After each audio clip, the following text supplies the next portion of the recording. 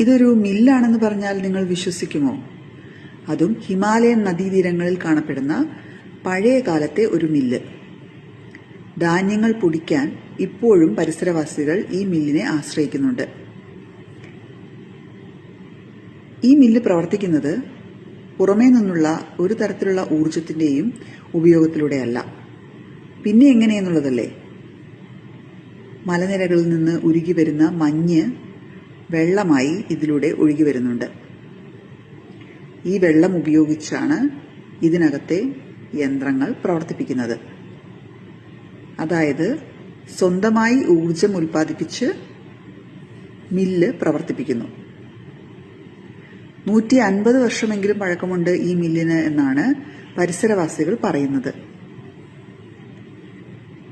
ഇവിടെ ധാന്യങ്ങൾ പൊടിക്കുന്നത് പ്രത്യേക രീതിയിലാണ്. ഒരാൾ 10 കിലോ ധാന്യങ്ങൾ പൊടിച്ചു നൽകുകയാണെങ്കിൽ അയാൾക്ക് കൂലിയായി കിട്ടുന്നത് 1 കിലോ ധാന്യത്തിന്റെ പൊടിയായിരിക്കും. നിങ്ങൾ കണ്ടിട്ടുണ്ടോ ഇത്തരത്തിലുള്ള മില്ലുകൾ?